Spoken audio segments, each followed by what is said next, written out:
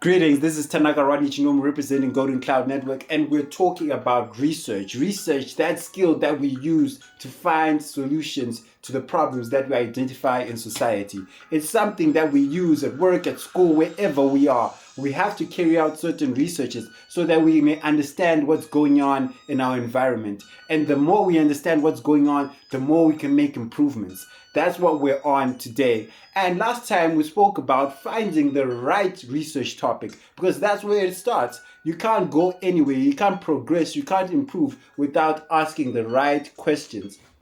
Asking the right questions starts by making the right choice for your topic or for the research that you're going to conduct. After finding the right research topic, the next step will be finding the research design. That's what we're going to be talking about today. What is research design? Research design is basically the strategy that you're going to use to tackle the questions that pop up from your research topic. Because you identify a problem. What's the next step? You're going to have to ask questions. What's going on here? Does this cause this? Does this lead to this? What's happening? You're trying to form a clear picture. And to do that, you need certain methods. So there are different types of research designs that are available: quantitative and qualitative. Quantitative basically means research methods that can be quantified, something that's quantifiable, something that's numerical, something that involves numbers and measurements. On the other hand, with qualitative studies, qualitative research studies, which involve more of a descriptive, more of a logical approach where you're trying to make sense with what you already have. Okay, let's get into it. So there are different types of research designs: qualitative and quantitative. Let's start with the quantitatives, which are more prevalent in scientific and financial studies, because in finance and in science, you have to work with numbers. And there's a popular saying that says numbers don't lie. So let's go with that. Quantitative research designs. There are different types. The first type is what we call the experimental research design. This experimental research design basically involves carrying out experiments. You have a question that has risen, and now you want to answer that question. To answer that question, you have to carry out an experiment that proves what you're suspecting and that proves what's really going on in society. For example, does pizza lead to weight gain in people?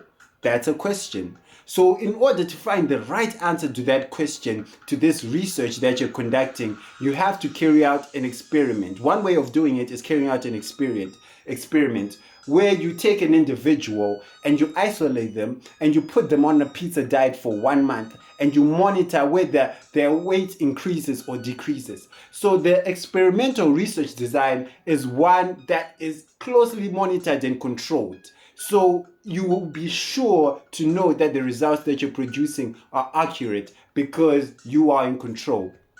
Another research design is the quasi-experimental research design, which is basically the same with the experimental research design, but this one is not random.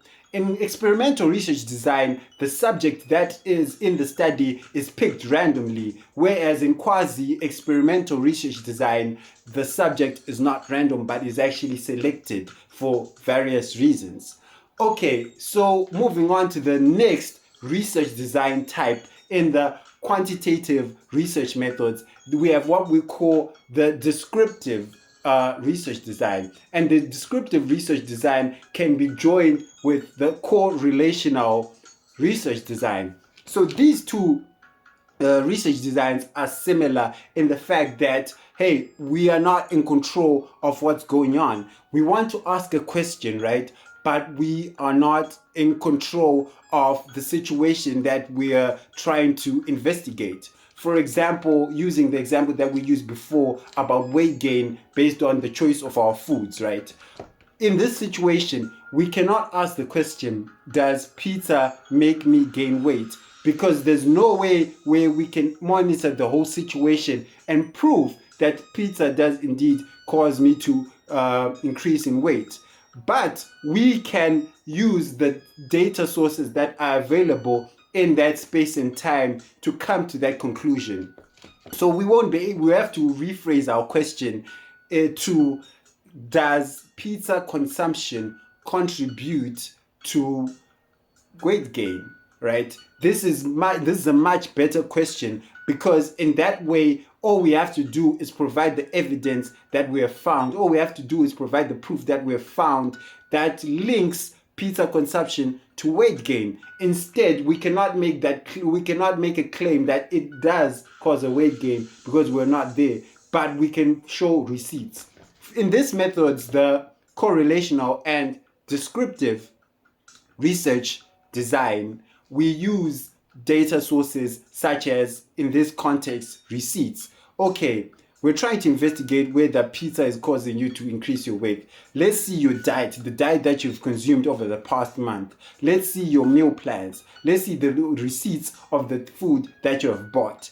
Using these data sources will help us come to the conclusion that, hey, pizza consumption does contribute to weight gain because you've been eating a lot of pizza and you've gained weight. And we can compare that to someone else who hasn't been eating as much pizza, who might have the same baseline weight as you.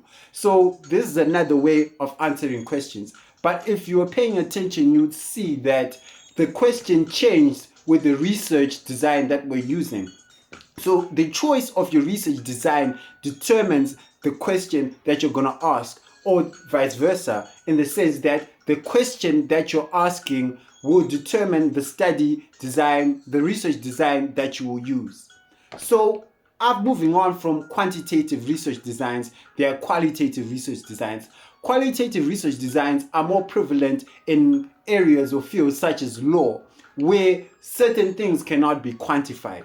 For example, human emotions. Human emotions cannot be quantified, but they can be proven in other ways. So a good type of qualitative research design is use of case studies. We want to know, we want to ask, we want to research on alcohol, the effects of alcohol consumption on professionals, right? On professionals' behavior. We cannot quantify behavior, we cannot measure behavior, but we can look at case studies. For example, we have 5 letters of dismissals from different companies where 5 different individuals were dismissed because they were caught, it was proven that they were consuming alcohol and it affected their performance at work. This is how you prove, this is how you answer the question that alcohol does indeed affect a professional's capacity to perform their duties. You see, there's a question at hand and we have provided an answer to it. How? We didn't measure, but we used case studies of what happened to prove our case. So this type of research design is common in social work, in the social work space, and in the law space. So different study designs are meant for different types of research topics and different types of research methods. So let's end here for today. These are the types of research designs that are common. There are many others, but these are the common ones. And this is how it's important to know the right choice of the study design that you're going to use, because it will affect your whole research. Thank you so much for your time. Like, share, and subscribe. Thank you.